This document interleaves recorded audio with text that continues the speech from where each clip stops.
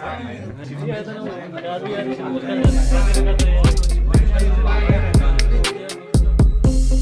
name is Alex, and in this video, we're going to look at a subject that is featured in so many movies and love songs, but it's very rarely discussed in the local church, and pastors are shy to talk about this. And we're going to talk about love, sex, and marriage, and specifically, what does the Bible teach us about these critical subjects?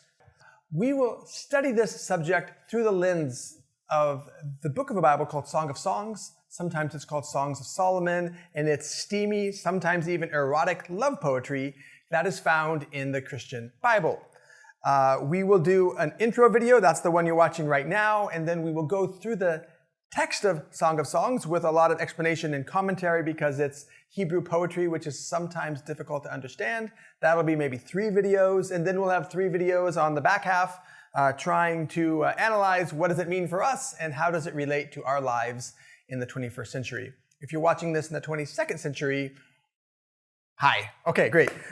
So we want to talk first of all about human sexuality. And my opinion is that this is one of God's greatest ideas, one of God's best ideas ever. And I guess I should explain my qualifications for that statement. I have been married for 20 years.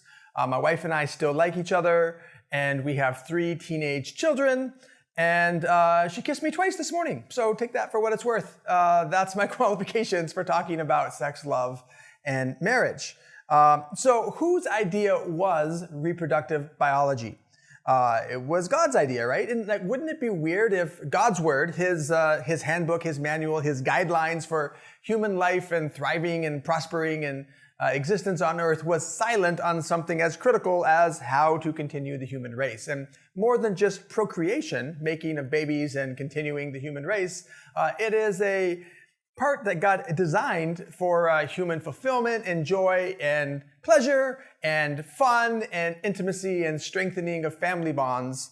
There's a reason why it's the subject of so many of our love songs and our movies and TV shows, and who's going to end up with who and what's happening in their relationship. There's a reason why people care about this, because it strikes very close to the core of our being and our souls and who we are. So in Genesis chapter 1, we see that God made a multitude of plants and fish and land animals, but then he only makes 2 humans. Multitudes of everything else, multitude of insects, 2 human beings. And then he gave a special set of instructions to the humans, which said, be fruitful and multiply and fill the earth and subdue it. If you grew up in the church and reading the Bible a lot, you're very familiar with these passages, but maybe you haven't really thought, what is God saying when he says, be fruitful and multiply? Is he saying plant orchards and apple trees or pear trees? That's coming up soon in Song of Songs. No, he's talking about make lots of babies, right? He made multitudes of fish and animals and birds, but he made 2 humans and said, I want you to make the multitude. I want you to experience the joy of becoming a family and becoming parents and then grandparents and great-grandparents. And I don't know how many generations of great-great-greats there were in Adam's lifetime, but a lot. And this is part of God's good plan. We also see in Genesis chapter 2, verse 25, that they were both naked in the garden and they were not ashamed.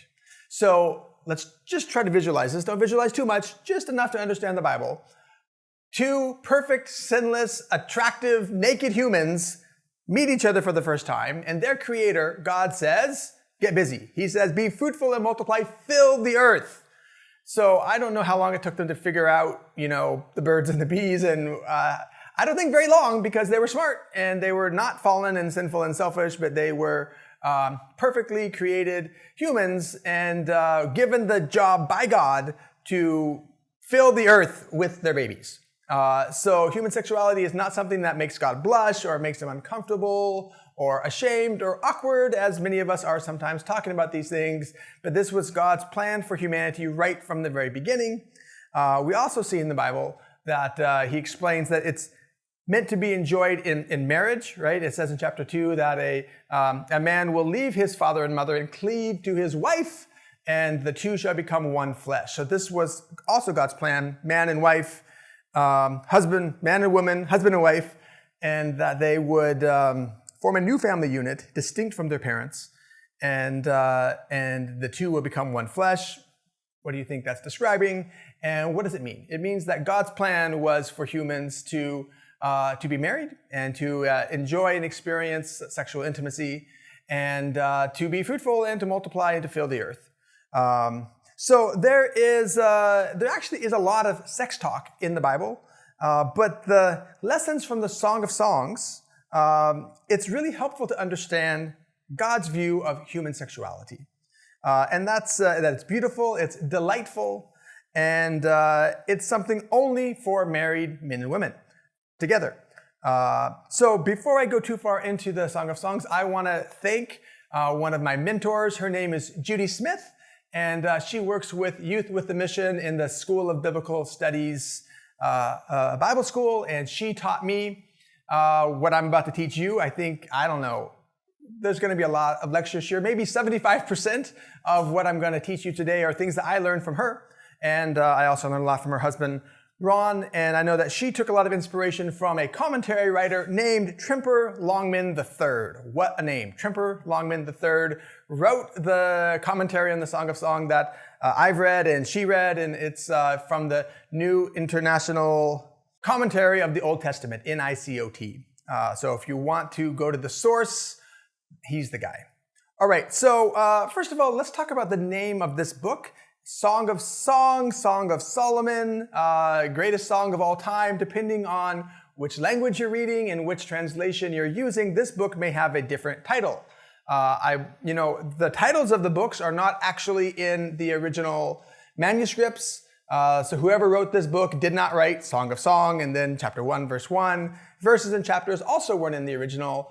Both the titles and chapters and verse numbering were given later, much later, like thousands of years later, by scholars to understand things better. So I think a better name for this book than the Song of Solomon is the Song of Songs. And the reason why I think that is because I don't think Solomon wrote this book. He did write most of the Proverbs, some of the Psalms. He wrote the book of Ecclesiastes, seemingly, but I do not believe that he wrote the Song of Songs. In fact, I think this book is written as a juxtaposition, is to show the opposite of Solomon's lascivious lifestyle of marrying lots of different women for political gain and because he was horny, maybe. I don't know why Solomon married so many different women, but it is shown in contrast to the simple married intimacy of the country couple that we see here in this book. So Solomon is mentioned, and so even in verse 1,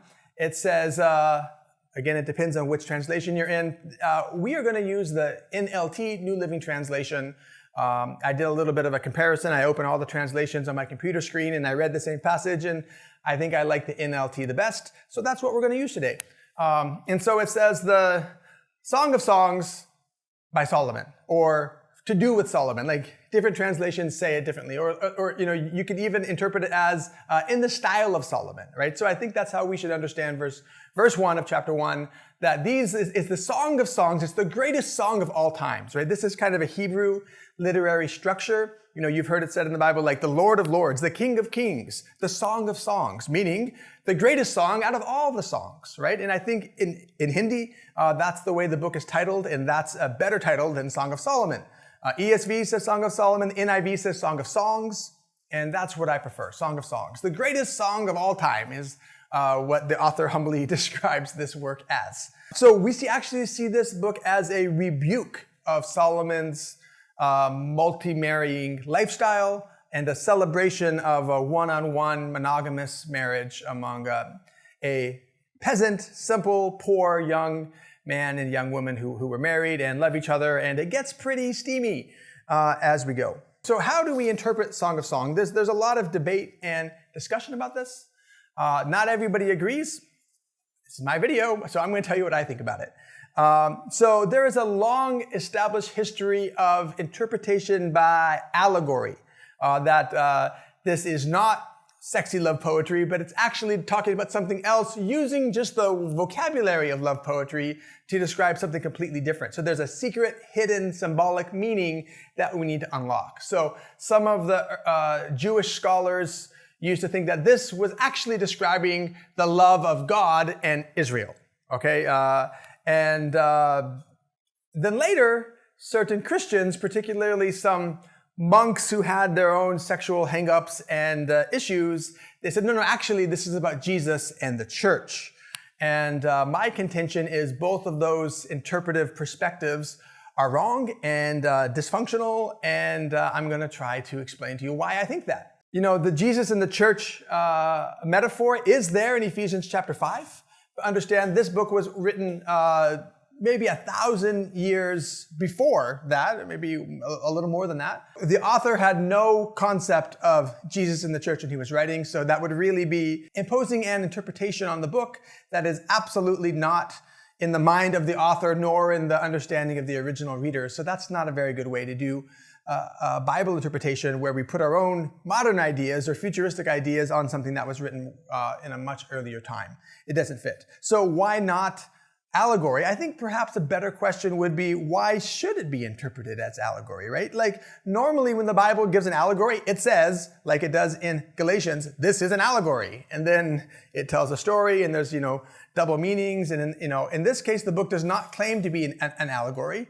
And it was a fairly common type of literature. This romantic love poetry was fairly commonplace in the Middle East. And in fact, even in the 20th century, there are examples of, like at wedding feasts, people would read poems that, compared the other bodies to different edible items, fruits and whatnot. And, it still happened. The real difficulty with interpreting the book as love poetry, it came with some Catholic priests who had sexual hang-ups. They had issues, they were celibate, which the New Testament and the Old Testament does not say anywhere that priests must be celibate. This is a church tradition that is not commanded by God in the Bible. And we don't agree with that as a necessity to do ministry in Jesus' name, that you need to be celibate. In fact, a lot of dysfunction comes out of that. There's one guy particularly, he was a monk. His name was Origen, O-R-I-G-E-N. And he lived from around 185 AD until 253 AD. And he had such a twisted, perverse understanding of sex. He was so anti-sex and so it struggled with sexual thoughts and things so much that he took Matthew chapter 5, verse 29 and 30 so literally, when Jesus says, if one of your members caused you to sin, cut it off.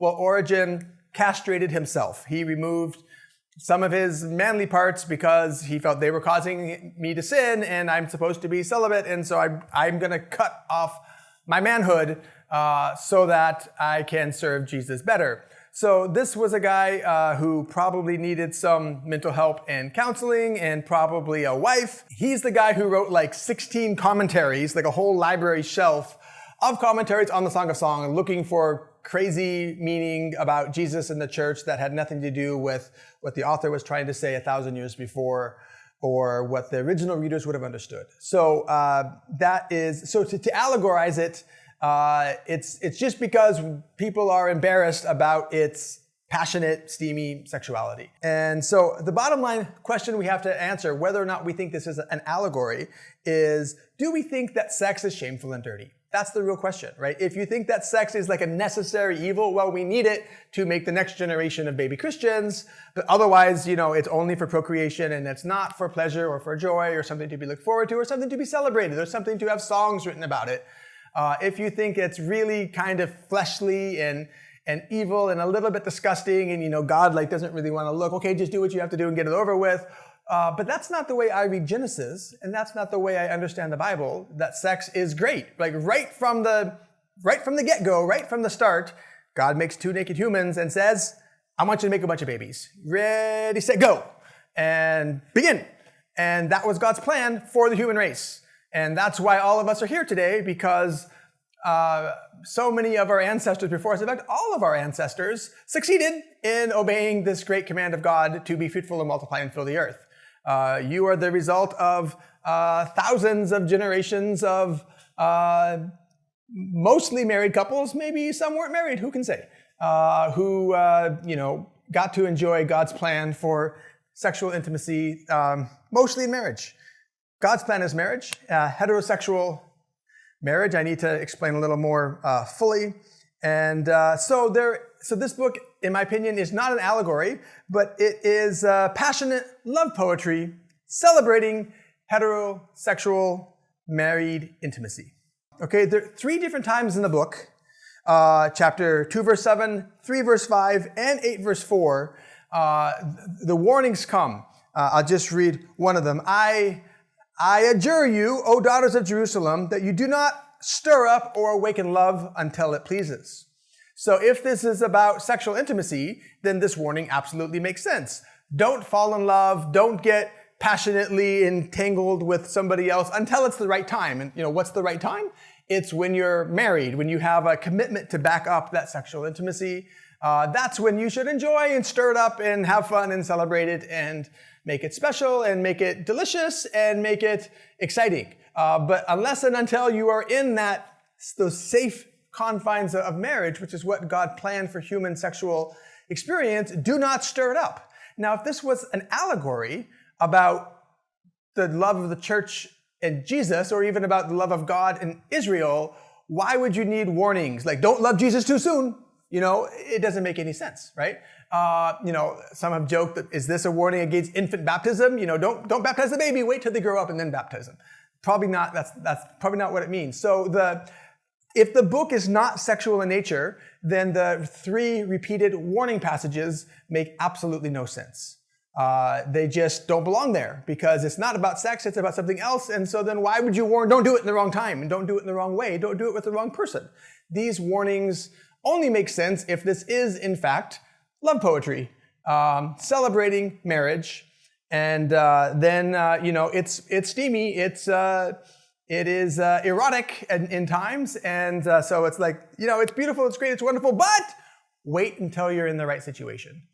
Which means that you are in a married, heterosexual, monogamous relationship, then enjoy. Have at it. Be fruitful and multiply. Fill the earth. Enjoy your partner. Love one another physically and experience the joys of marital sexual intimacy the way that God intended. The other proofs I want to say is that, if we consider the original readers of the book, it would have been hard for them to imagine this is about Jesus and the church, which is something that didn't happen for another 1,000 years later. And in fact, this was very similar to the love poetry of some other Mesopotamian civilizations. So this isn't just a one-off weird thing in the Bible. It is singular in the Bible, but among the literature of that time, there were many other love poetries and marriage celebration songs, and those were not full of double meaning about some other thing that's not sexual at all, but they were romantic sexual love poetry. Just like most of our songs today are about boy-girl relationships, most of the songs back then were too. And because it's something very close to the human heart and something that captures the imagination and is a compelling song. This book is the only book in the Bible with really no theological themes. God is not mentioned or really alluded to in this book. So it's almost like weird. It's a book in the Bible that doesn't mention God or even refer to God or allude to God in any way. But it does refer to God's primary commission that he gave the humans to fill the earth and be fruitful and multiply. This book is not quoted in the New Testament at all. 0 times, but to interpret this book as love poetry, it is a more honest way of dealing with the text, not looking for a crazy kind of a second meaning that is not there or validated.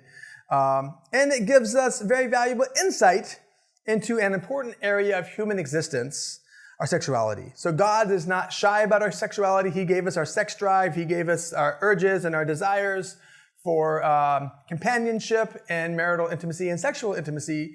And when we do it God's way, according to his plan, it's wonderful. And it is a gift and it is a joy.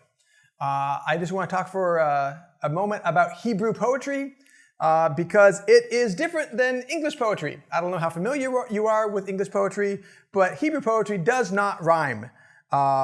It doesn't rhyme in the original Hebrew, and it doesn't rhyme when we've translated it into English either. It's full of metaphors, but it's easily understood, right? So you'll understand that as we go through the text. And the best way to interpret this, honestly, is to go for the big picture. Don't try to dissect every single word, what does he mean by pomegranate, right? what's the big picture of this verse? What is it describing? And usually your imagination can get you there. And if you need to do a little bit of Google searching to understand some of the fruit and vegetables that are mentioned in the thing, okay, and what might that mean? I'm going to help you. As we go through verse by verse, you will understand better, or at least you'll understand what I understand about the text. And we are meant to experience the feeling of this verse, or of these passages. We're not meant to dissect it and pick it apart and, well, the Hebrew word actually means this. It's not that kind of a Bible study. It is a sweeping love song that we should be understand. And then some parts of the song are anatomically specific. It's talking about specific body parts. Sometimes it'll say that your breasts are like doves or something like that. And other times it will talk about other body parts, and it won't exactly tell you which one it is, but maybe the husband is admiring his wife, and from this part to this part to this part to this part, and then when he's at that part, he's talking about something, and you can do the math and understand 2 inches down from the navel is something else, and that's what he's describing now with fruit metaphors. So that is most of what I have to say about Hebrew poetry. Real quick, I just want to talk about the cast of characters. There's basically 3 voices that come out in this book. The first one is a country girl, and then there is a country boy who is her husband. And then there is also a chorus, and the chorus are basically some of the girl's friends who are like singing and like cheering her on. Like you can almost think of them as bridesmaids who are happy and excited for their friends' new life and new relationship with her husband. Now, aside from chapter 1, verse 1, Solomon is only mentioned negatively. All right. So in contrast to the intimate, beautiful, exclusive love that exists between the country couple, the young man and the young woman, in 3:6-11, it talks about Solomon, and in the last couple of verses, it talks about Solomon. Both of those cases, he is contrasted. He's viewed in the negative light, that he is doing marriage wrong, and that they are doing marriage right. And that's the point of this book, as a rebuke, as a juxtaposition, as showing the opposite. Real monogamous one-on-one marriage intimacy is wonderful and fabulous, and it's like this and like this and like that. But Solomon, he's getting married to wife number 60, and it's no big deal. And yeah, there's lots of pomp and circumstance, but they don't have what we have, which is the special, intimate love for one another. So this book, I don't think it was written by Solomon. I actually think it was written a little bit as a protest to what Solomon was doing, and to show that, that's not real love. What we have is. In the New Living Translation, it talks about young women of Jerusalem. And, so there's kind of 3 different voices in the poem. There's her, and there's him, which is the wife and the husband.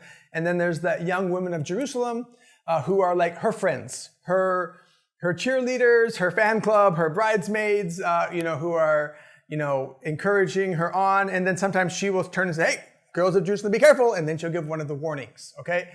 And now we know from the grammar in the Hebrew, like the original text, it doesn't say she or him or young woman or young man.